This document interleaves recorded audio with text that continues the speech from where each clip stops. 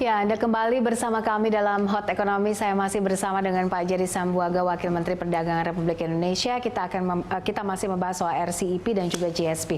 Pak Jerry, saya lihat data ini ada 3.572 pos tarif yang mendapatkan fasilitas dari GSP. Ini kan cukup besar begitu ya, tapi baru sekitar 20,4% yang menggunakan tarif 0% ini ke pasar Amerika. Sementara 80%-nya ini belum memanfaatkan GSP.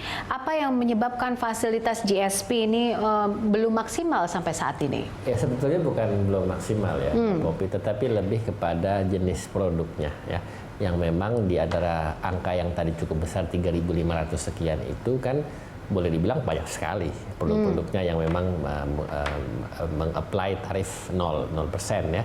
Nah disitulah justru ini kita mau mencoba memberikan sosialisasi dan juga memberikan informasi ini seluas-luasnya kepada publik bahwa GSP yang kita dapatkan, perpanjangan GSP, fasilitas GSP sebagai dalam konsekuensi konteks hubungan bilateral yang baik kita dengan Amerika Serikat ini memberikan banyak fasilitas untuk banyak stakeholder dan pengusaha khususnya.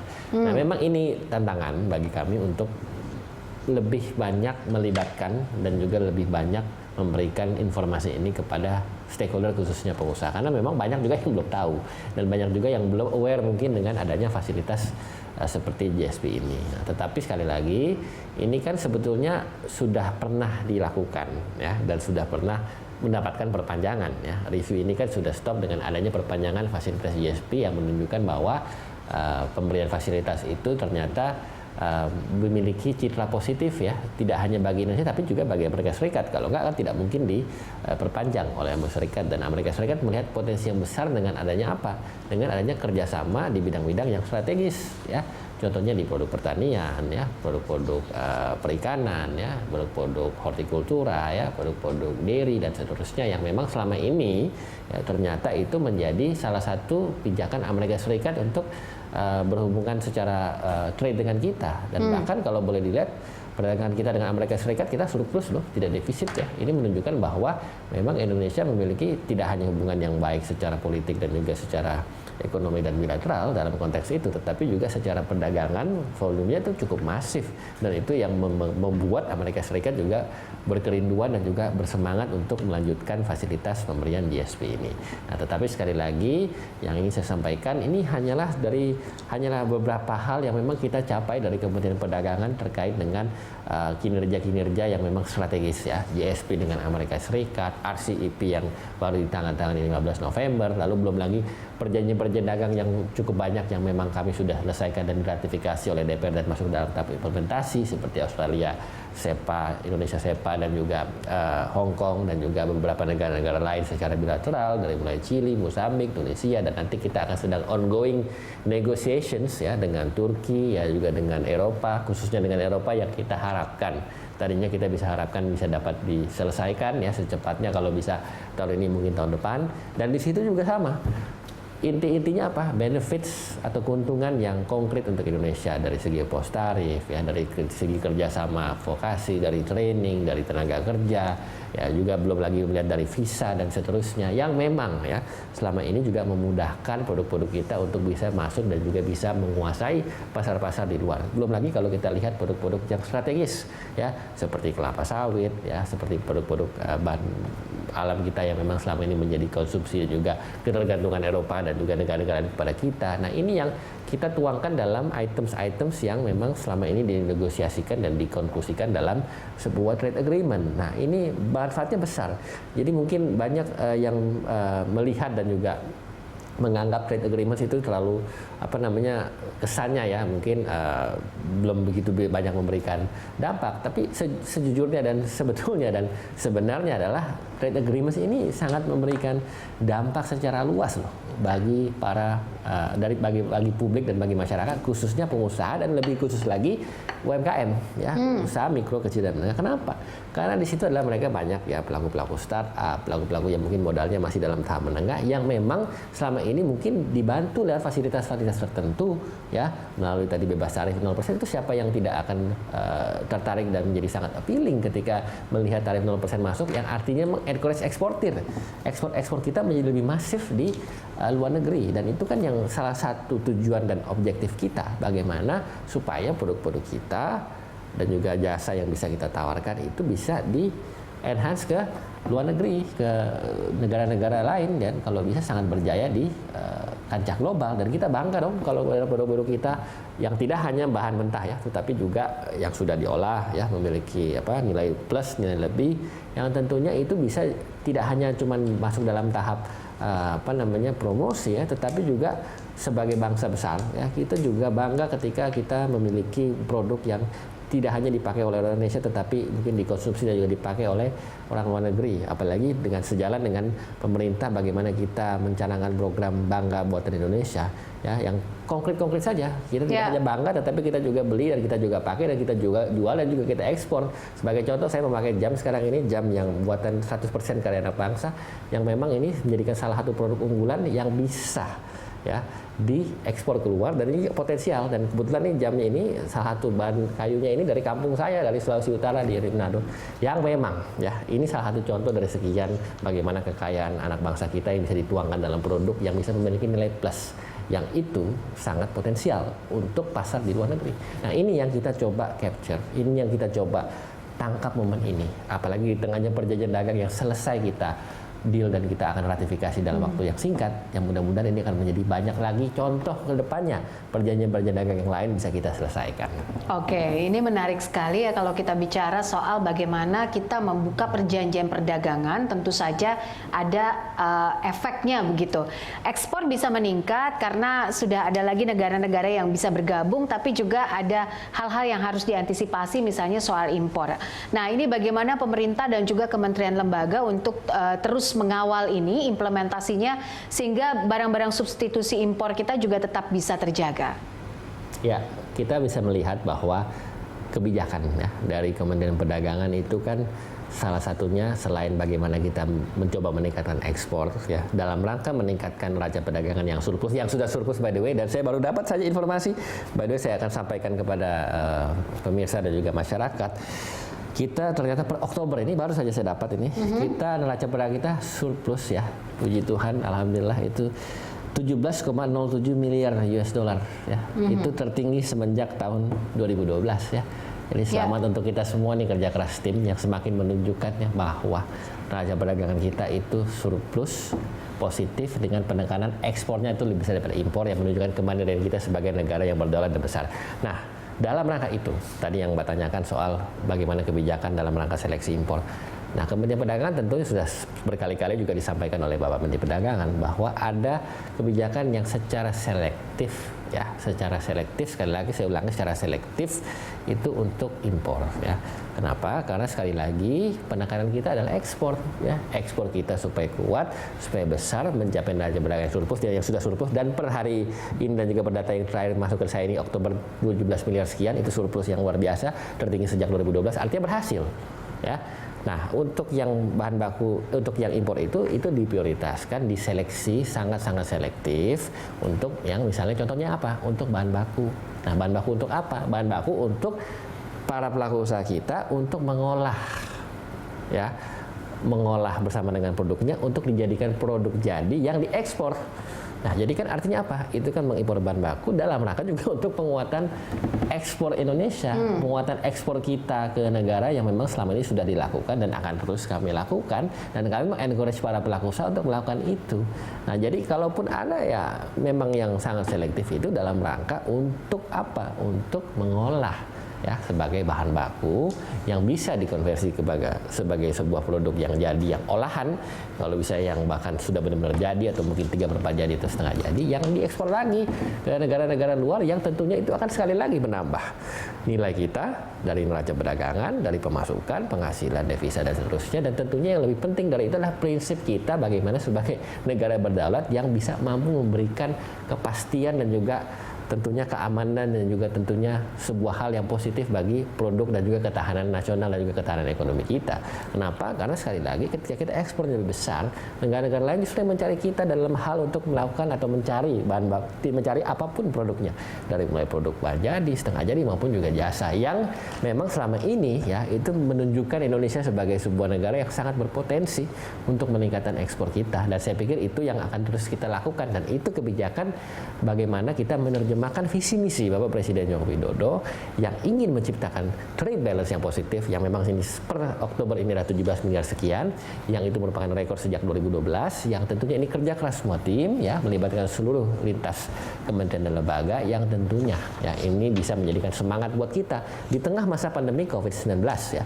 Lebih dari 200 negara, sekitar 215 negara mengalami hal yang sama termasuk Indonesia dalam hal COVID-19, tetapi kita ya sekali lagi saya ingin sampaikan pesan optimis ini, ingin saya sampaikan kepada masyarakat dan kepada publik bahwa rekor itu sejak 2012 neraca perdagangan kita surplus 17 miliar sekian US dollar, yang merupakan sebuah pencapaian kerja keras semua tim, dan tentunya kita harus pertahankan dan kita tingkatkan sekali lagi dalam rangka orientasinya adalah peningkatan ekspor ke depan. Oke, ini kalau kita bicara soal kondisi ekonomi dunia yang masih uncertainty begitu ya.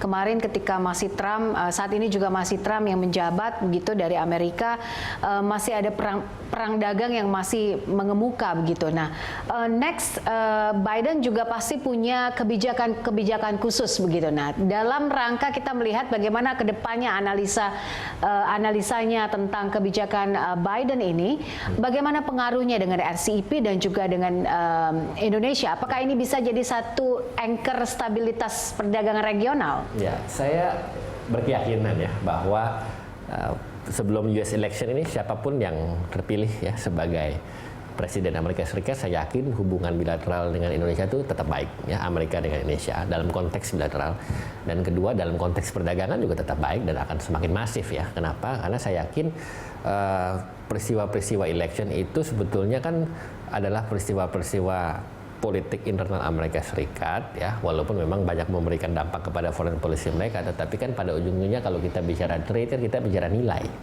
kita bicara volume ya, kita bicara nilai ekspor impor kita dan mereka yang selama ini sudah terjalin dengan baik, dan by the way kita surplus dengan mereka. Nah, itu artinya apa? Artinya kita, apalagi baru-baru ini sebelum election ya, ini saya juga sampaikan kepada pemirsa dan kepada publik bahwa GSP kita itu diperpanjang fasilitas pemberian GSP itu artinya apa? Artinya secara hubungan sangat baik ya, sehingga saya melihat nanti mungkin Januari ketika presiden baru dilantik ya, siapapun itu ya, Joe Biden ya, yang memang kemungkinan besar akan dilantik ini, saya pikir juga bisa memberikan banyak sekali manfaat ya. Kenapa? Karena memang yang sudah terjalin selama ini yang sudah baik, saya berkeyakinan itu pasti akan juga dilanjutkan, karena dilihat dari background, dan juga kalau kita lihat beberapa kali debat, kebetulan saya juga beberapa kali mengikuti debat-debat Presiden Amerika Serikat, calon Presiden Amerika Serikat pada saat itu kan, Biden ini kan sosok yang mengedepankan multilateralisme ya kan, perdagangan yang kolektif ya, nilai-nilai yang kooperatif, yang cooperation, mengutamakan nilai-nilai cooperation bersama dengan negara-negara, mengutamakan institusionalisme ya, international organization, pendekatannya adalah lebih kolektif ya, sehingga dilihat dari perspektif itu dan juga dari sikap-sikap politik Joe Biden itu, saya pikir justru mungkin akan semakin bagus ya untuk Indonesia, dan saya pikir akan semakin bermanfaat dalam konteks peningkatan volume perdagangan ya, dan juga dalam peningkatan katakanlah fasilitas-fasilitas yang mungkin selama ini sudah diberikan seperti GSP. Dan saya pikir apalagi disambung ya dengan RCEP yang kita ditandatangani 15 November baru-baru ini. Kalau penekanannya adalah soal institusionalisme, soal kerjasama internasional dan juga politik kawasan, dan juga kerjasama regional dan juga regionalisasi dalam konteks geopolitikal, saya pikir ASEAN itu sangat memberikan daya tarik yang spesial dan juga khusus kepada negara-negara besar seperti Amerika Serikat. Kenapa?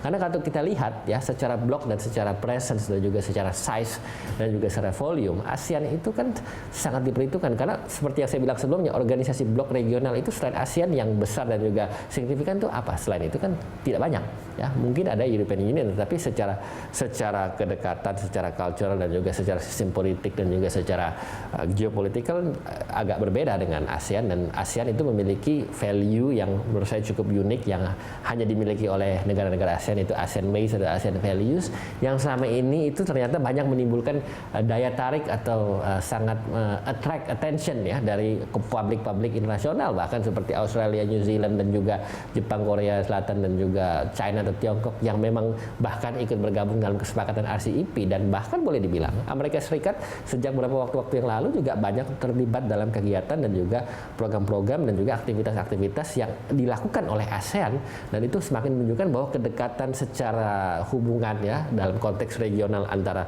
kawasan Amerika dengan kawasan Asia Tenggara khususnya ASEAN, di mana Indonesia bisa berperan sebagai pemain yang sangat strategis sebagai salah satu yang leader di ASEAN, itu saya pikir bisa memainkan dan semakin memberikan pesan yang positif ya kepada publik internasional bahwa Indonesia itu mungkin bisa dijadikan negara yang penghubung antara kekuatan-kekuatan besar, bahkan juga menjadikan negara besar yang bisa memainkan perannya bersama-sama dengan Amerika Serikat ke depan. Oke, baik. Pernyataan yang sangat optimis. Kalau kita bicara soal memperkuat ekspor RI dengan RCEP dan juga GSP, apa optimisme yang akan dibangun oleh pemerintah saat ini? Ya, tentu sekali lagi dalam konteks penguatan ekspor, kita bersyukur dan kita menyambut sangat baik dan kita mengapresiasi. Ya, tentu ini semua adalah arahan Bapak Presiden yang kita terjemahkan dan kita coba kerjakan dalam sebuah program-program yang berhasil dalam sebuah kesepakatan perjanjian internasional, perjanjian dagang internasional regional seperti RCEP, dan bagaimana beliau itu menekankan ya pentingnya sebuah daya saing yang kompetitif, ya pentingnya sebuah kerjasama yang juga inklusif dalam konteks dalam negara-negara ASEAN, dan tentunya bagaimana ujung-ujungnya ya ini kan akan meningkatkan tidak hanya daya saing tapi juga ekspor kita, karena kita bisa melihat dalam konteks bagaimana kita memasuki pasar ASEAN yang besar ya dalam fasilitas-fasilitas atau mungkin item-item yang sudah disepakati dalam RCEP yang bisa meningkatkan investasi ya, juga bisa meningkatkan presence dan connectivity dan juga akses, dan kita melihat kita yang memasuki itu. Ya, jadi Indonesia sebagai sebuah negara besar yang menangkap peluang itu, menangkap benefit itu, menangkap hal yang positif itu. Nah, ini sesuai dengan arahan Bapak Presiden yang memang kita tuangkan dalam sebuah perjanjian yang memang juga bagaimana beliau sangat concern ya dengan melihat potensi yang dimiliki Indonesia ini dalam hal peningkatan ekspor dari semua produk-produk yang memang kita lakukan. Disambung juga dengan GSP yang baru-baru ini berhasil, ya tentunya juga sekali lagi kerjasama seluruh tim, ya dari Kemendak, dari Kemlu, dari semuanya yang memang tergabung, ya juga selalu mengadakan rapat-rapat rutin, mengadakan approach bersama dengan USTR, ya USTR dari Amerika Serikat dalam hal ini dalam penyelesaian dan juga pelanjutan fasilitas GSP. Ya kami berterima kasih. Memang juga arahan Bapak Presiden bagaimana GSP ini juga bisa selesai, bisa juga tetap dilanjutkan, karena manfaatnya sekali lagi itu besar nilainya, puluhan juta dolar, dan tentunya ini memberikan banyak dampak yang positif tidak hanya dari segi investasi, tidak hanya dari segi produk, tapi juga dari segi lapangan kerja yang pada akhirnya juga akan terimpact dari trickle down effect yang memang itu bisa didapatkan dengan adanya ya kemudahan-kemudahan tadi yang mulai dari post tarif yang nol dan sebagainya. Nah, tentunya ini sekali lagi ya ini sebuah sebuah pencapaian, ya kami bersyukur kita bisa mencapai ini di tahun 2020 ini. Kami harapkan di tahun-tahun selanjutnya kita tetap kerja keras, kita tetap peningkatan dalam konteks bagaimana kita meningkatkan ekspor sekali lagi tentunya, dan tentu meningkatkan presence, karena kita ujung-ujungnya kalau kita bicara perdagangan global kita bicara multilateralisme, kita bicara multilateralisme, kita bicara presence apa secara politik, secara ekonomi, secara bisnis, secara dagang, dan secara apapun yang bisa kita mainkan perannya dalam sebuah organisasi. Nah, organisasi apa yang kita bisa stand out, yang kita bisa tunjukkan, yang kita bisa lakukan secara masif? Ya, salah satunya adalah contohnya ASEAN. ASEAN itu saya ulangi lagi adalah salah satu organisasi regional yang terbesar. Terbesar itu, salah satu yang terbesar. Ya, dan saya yakin dengan adanya kesepakatan RCEP ini semakin membuat ya ASEAN ini diperhitungkan, dan saya yakin mungkin ini akan bisa melewati, akan bisa men-surpass organisasi regional yang lain yang mungkin sekarang ada di Eropa. Kalau kita lihat dari sisi kestabilan ya, kestabilan politik ya, dari sisi dinamika politik kawasan ya, juga dari segi pengaruh atau influence dari negara-negara sekitar, boleh dibilang ASEAN itu dibanding atau compare dengan negara-negara atau regional block yang lain itu kita relatif stabil. Ya, tidak pernah ada gangguan secara masif, tidak pernah ada ketidakstabilan secara signifikan. signifikan, dan secara produk dan juga trade volume antar sesama negara ASEAN juga baik, dan tentunya apalagi dengan RCEP ini. Nah, ini tentunya yang dijadikan sekali lagi aset kita, modal dasar kita ya, sebagai negara yang besar, sebagai negara terbesar ketiga dalam segi demokratisnya. Kita negara terbesar ketiga yang demokratis ya, setelah India dan juga setelah Amerika Serikat ya. Negara terbesar keempat dari segi jumlah populasi setelah Tiongkok ya, dan juga India dan Amerika Serikat. Dan semua itu kita jadikan sebagai aset kita. Apalagi dengan RCEP ini, dan sebagai salah satu yang tertua di ASEAN dan leader di ASEAN ya, sebagai leader di ASEAN kita mampu untuk itu. Dan sekali lagi yang menginisiasi ini juga salah satunya RCEP ini adalah Indonesia, dan itu sudah dituangkan dalam bagaimana kita membentuk Eurorunding ya, dengan DNC itu yang memang kebetulan itu adalah dari Kemendak ya, dari Pak Dirjen PPI Pak Iman Pambagio yang selama ini juga sama-sama dengan kami semua merumuskan ini sesuai dengan arahan Bapak Presiden, memberlakukan ini dan menggolkan ini. Dan tentunya ini adalah sebagai prestasi yang kita syukuri bersama, dan mudah-mudahan ya kedepannya ini adalah good start ya, good start untuk menunjukkan bahwa akan ada lagi deal-deal yang signifikan ya, perjanjian dagang yang kita selesaikan, dan tentunya yang masuk dalam tahap implementasi, yang diratifikasi, yang akan bermanfaat untuk masyarakat Indonesia. Baik, Pak Jerry, terima kasih untuk informasi dan juga waktunya bersama kami. Kita doakan bagaimana ekspor RI ini terus menguat ya, dengan GSP dan juga RCEP, tentunya dengan koordinasi kementerian lembaga dan juga semua pihak sebagai pelaku industri. Terima kasih untuk waktunya bersama kami dalam Hot Economy. Pemirsa, sampai di sini kebersamaan kita dalam Hot Economy. Jangan lupa untuk saksikan serial diskusi Economic Outlook 2021 yang akan dilaksanakan oleh Berita Satu Media Holdings mulai tanggal 24 hingga 26 November 2020. Sejumlah menteri bidang ekonomi pun akan hadir sebagai pembicara. Event ini dapat Anda saksikan melalui berita1.com, YouTube, dan juga Facebook Berita Satu TV. Mulai pukul 9.30 hingga 17.30. Saya Poppy Zedra. Terima kasih atas perhatian Anda. Sampai jumpa.